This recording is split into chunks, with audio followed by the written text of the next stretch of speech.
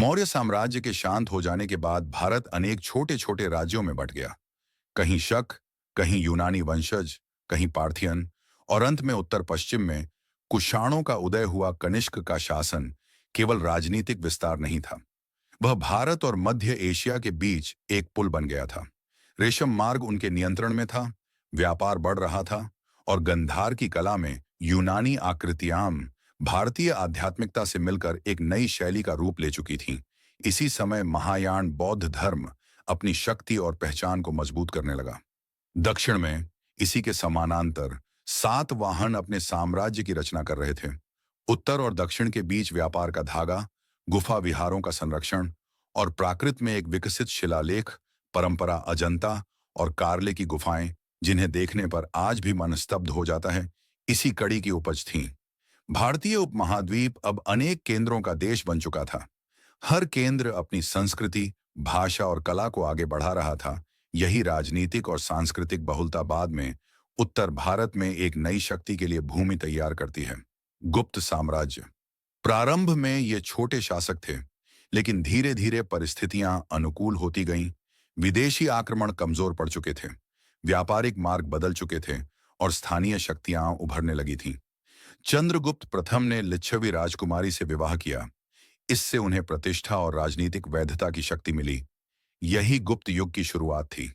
उनके पुत्र समुद्रगुप्त ने भारत के राजनीतिक मानचित्र पर गहरी छाप छोड़ी।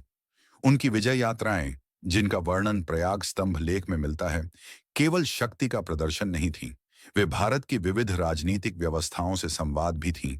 कहीं प्रत्यक्ष विजय, कहीं अधीनता का स्वीकार, और कहीं दूर दराज के गणराज्यों का सांकेतिक समर्पण।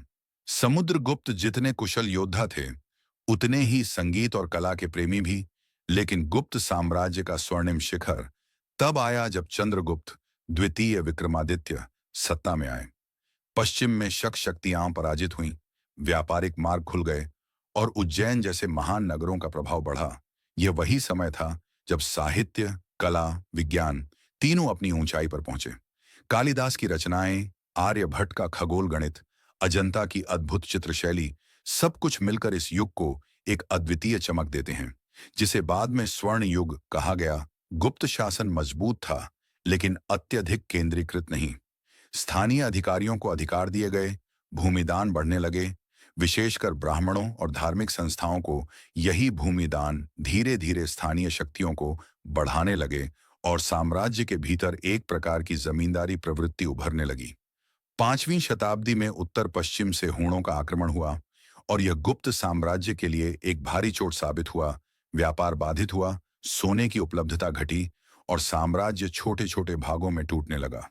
अंततः गुप्त साम्राज्य समाप्त हुआ, और उत्तर भारत फिर से असंख्य राज्यों में विभाजित हो गया। इसी राजनीतिक विखंडन में उभरते हैं हर्षवर्धन। थानेसर से उठकर कन्नौज को राजधानी बनाकर उन्होंने उत्तर भारत को एक शिथिल लेकिन व्यापक प्रभाव वाले राज्य में जोड़ा। हर्ष मात्र एक शासक नहीं थे, वे कवि भी थे, दानवीर भी, और संस्कृति प्रेमी भी। उनकी सभा में विद्वान और कलाकार रहते, और चीनी यात्री वेनसांग ने उनके दरबार और भारतीय समाज का विस्तृत वर्णन किया है। लेकिन हर्ष का शासन भी व्यक्तिगत था, और उनकी मृत्यु के बाद उत्तर भारत फिर से छोटे राज्यों में बिखर गया। दक्षिण की ओर चालुक्य और पल्लव अपने स्थापत्य, युद्ध कौशल और सांस्कृतिक संरक्षण से पूरे दक्षिण भारत की दिशा तय कर रहे थे।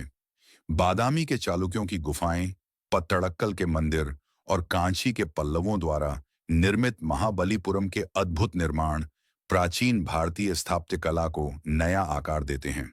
उनके प्रयासों से दक्षिण भारत आने वाले युगों का सांस्कृतिक केंद्र बनता है।